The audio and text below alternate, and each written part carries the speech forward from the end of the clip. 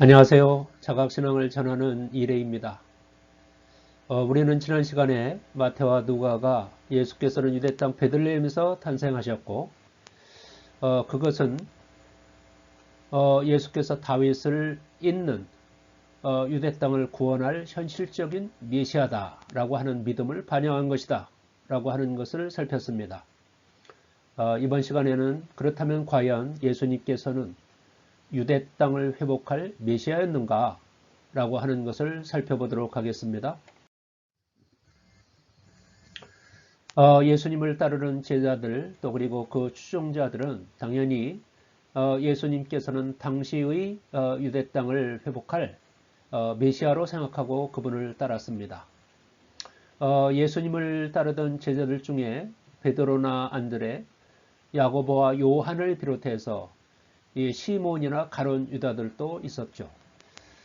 이 시몬이라고 하는 제자는 열심당 출신으로 알려져 있습니다. 열심당이라고 하는 것은 지일럿 땅이고요. 또 그리고 이 열심당은 66년에서부터 70년 사이 있었던 유대 전쟁을 이끌었던 지도자들이었죠. 그 열심당 출신인 시몬은 시카리 당의 출신으로도 알려져 있습니다. 이 시카리라고 하는 것은 시카리오스, 즉 칼을 지닌 자들을 뜻합니다. 그러니까 이게 뭐냐면 로마를 몰아내기 위해서 당대 그 시카리 사람들은 자기의 품에 그 칼을 품고 다니다가 그 적들을 살해하는 그런 일들을 했기 때문에 그렇게 이름이 붙여진 것이죠. 이렇게 예수님을 따랐던 제자들 또 그리고 시몬을 비롯한 그런 제자들은 당연히 예수님께서 그 유대 땅을 회복할 메시아라고 생각하고 주님을 따랐습니다. 그러나 예수께서는 그들이 기대를 가능하게 할 군대를 일으키지 않았습니다. 현실적으로 군대 없이 이제 그러한 일이 가능하지가 않은 것이죠. 또 예수께서는 압제자 로마를 유대 땅에서 몰아내지도 않았습니다. 예수님께서 마지막 유월절 때 예루살렘 성전에 가셔서 그 돈 바꾸는 자들과 또 그리고 재물을 사고 파는 사람들을 쫓아내신 일이 있었습니다. 그 설한 행위를 한 그 성전의 바로 옆에는 안토니아 요새가 있었죠. 그 안토니아 요새는 로마군들이 주둔하고 있는 요새였었고요. 그 로마군들은 그곳에서 예루살렘 성전의 안전을 확보하고 또 그리고 반란에 대비해서 거기에 주둔하고 있었으니까 예수님께서 그 로마를 몰아낼 생각을 했다고 하면 예루살렘 성전에서 소란행위를 할 것이 아니라 당연히 안토니아 요새를 향해서 도전을 해야 됐던 것이죠. 그러나 그런 일들은 일어나지 않았습니다. 또한 예수님께서는 이스라엘을 강한 독립국으로 세우지도 않았습니다.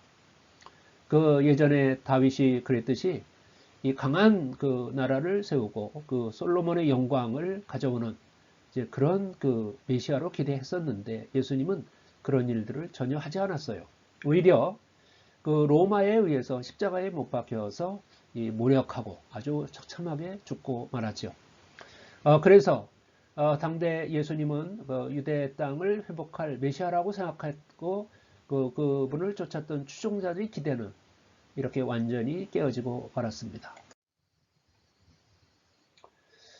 그러나 여기서 예수님께서는 한 번도 당신께서 유대 땅을 회복할 메시아라고 말한 적이 없다는 사실입니다. 예수께서는 자신이 왜 왔는지 분명히 말했습니다. 누가복음 4장 18절에 의하면 주의 영이 내게 내리셨다. 이는 하나님께서 내게 기름을 부으셔서 가난한 사람들에게 복음을 전파하도록 하기 위해서다.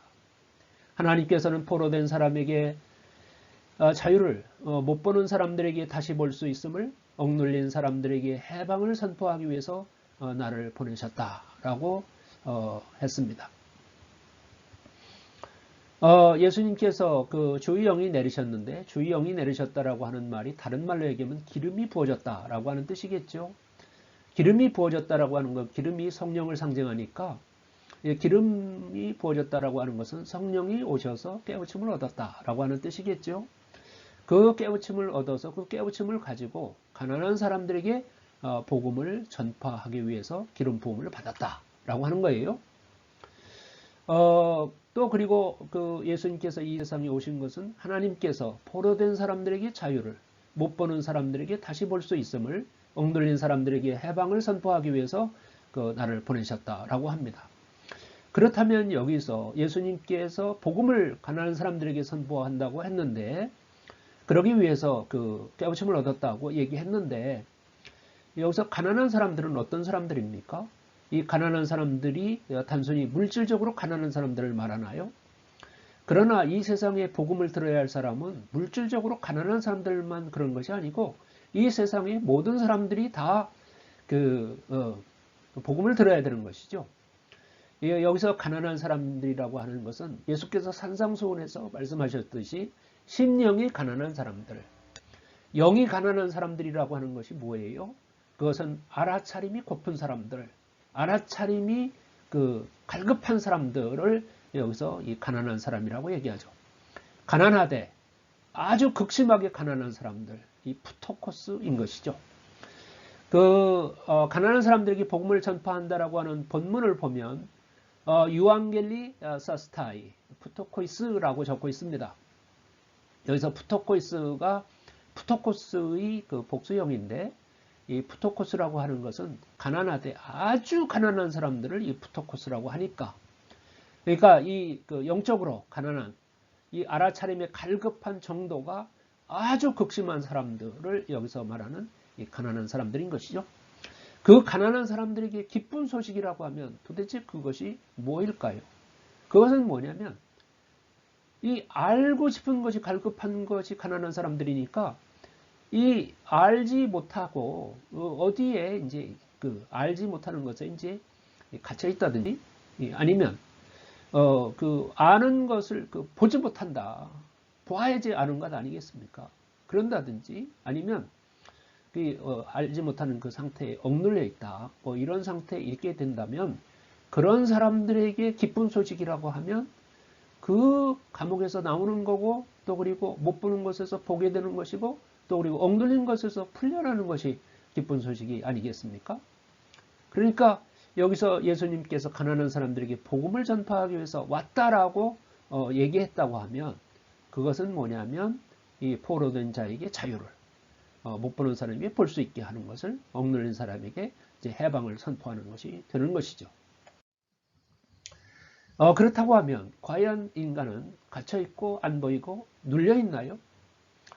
예수님 당대의 사람들뿐만이 아니라 예수님이 오시기 이전에 살았던 사람들뿐만이 아니라 오늘을 살고 있는 모든 사람들은 이렇게 갇혀있고 안 보이고 눌려있나요? 그렇습니다. 모든 인간은 갇혀 있습니다. 어떤 감옥에 갇혀 있다는 거예요. 모든 인간은 감옥에 갇혀 있는데 그 감옥이 뭐냐면 물성의 감옥에 갇혀 있습니다. 인간, 우리들은 모두 다가 처음에 영적인 존재였죠. 영이 육체를 입고 이 세상에 왔는데 이 세상에 와서 육체를 입고 물질을 입고 살다 보니까 그 물질을 입고 살면서 형성한 의식이 있어요. 그것이 뭐냐면 물성입니다. 그런데 그 물성이라고 하는 것이 육체를 입고 생성한 의식이 그 물성인데 그 물성의 대표적인 성향이 어떤 거냐면 그게 탐욕입니다. 탐욕이라고 하는 것은 물질을 소유하려고 하고 물질을 가지려고 뭘 소유하려고 하는 그런 욕심이 아주 심한 것을 탐욕이라고 하는 것이죠. 인간은 이 물성을 입다 보니까 물성, 대상을 뭔가를 가지려고 하는 그런 이 탐욕에 이제 빠져 살게 된 것이죠. 또 그렇다고 하면 모든 인간은 안 보이나요? 모든 인간은 안 보입니다. 그게 무슨 소리입니까? 모든 사람들은 눈을 뜨고 있어서 다 보고 있는데 왜 안 보인다고 말하나요? 여기서 안 보인다라고 하는 것은 이 물질적인 육체의 눈이 멀었다는 뜻이 아니고요. 우리가 무엇을 알아차릴 수 있는 의식의 눈이 멀어 있다라고 하는 거예요. 인간은 이 의식이 뭘 알아차리는 능력, 이것이 아주 멀어 있습니다. 그래서 안 보이는 것은 보지는 못하죠. 들리지 않는 것도 알지를 못하죠. 또 그리고 만져서 확인할 수 없는 것이 아니면 알지를 못합니다. 이렇게 인간은 기본적으로 이 알아차림의 눈, 의식의 눈이 멀어 있습니다. 그렇다 보니까 우리 인간은 늘 무지하게 살아갈 수밖에 없게 됩니다. 그렇다면 모든 사람은 눌려 있나요? 눌려 있습니다. 무엇에 눌려 있냐면 자기의식에 눌려 있어요. 자기가 생각하고 자기가 느끼고 하는 그 자기의식에 눌려서 살아갑니다. 이 자기의식을 다른 말로는 자아라고 볼 수 있는 것이고요. 또 다른 말로는 에고라고 볼 수 있는 것인데 이런 자기의식에 늘 눌려서 그 의식의 지배를 받으면서 살아가요. 그러다 보니까 인간은 늘 항상 이기적으로 살아갈 수밖에 없습니다. 이렇게 모든 인간은 모두 갇혀있고 안 보이고 눌려 있습니다. 그러다 보니까 인간이라고 하는 존재는 이 탐욕과 무지와 이기의 상태에서 살아가는 존재가 되는 것이고, 그렇기 때문에 예수님께서는 이 세상에 온 것은 무슨 당시에 그 로마의 지배를 받고 있는 유대 땅을 회복하기 위해서 이 세상에 오신 것이 아니고 그런 메시아가 아니었고, 예수님께서는 이 탐무의 상태에 빠져 있는 모든 인간들을 그 상태로부터 구하신 메시아였다라고 하는 거예요.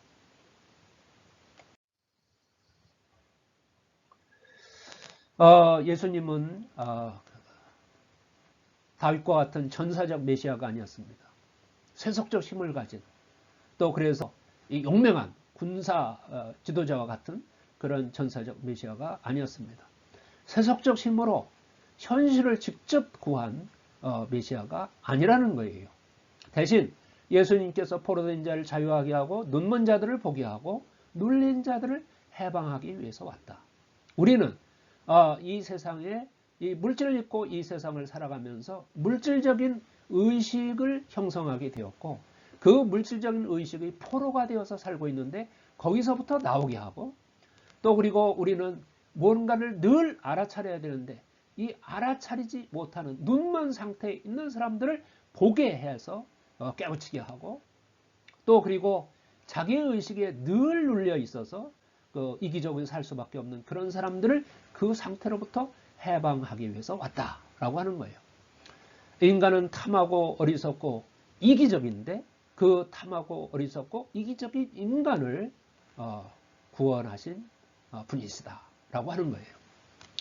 다시 말해서 예수님께서는 스스로 자기 영혼을 구하도록 하신 메시아이시다라고 하는 거예요.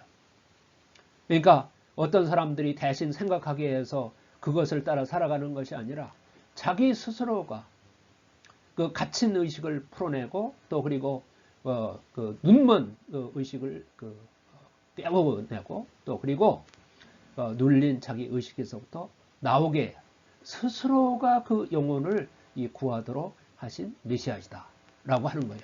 그런 의미에서 예수님이라고 하는 것은 당시의 유대 땅을 회복하기 위한 메시아가 아니고, 달리 말해서 몸의 메시아가 아니라 영의 메시아였다라고 하는 것을 말하는 것입니다.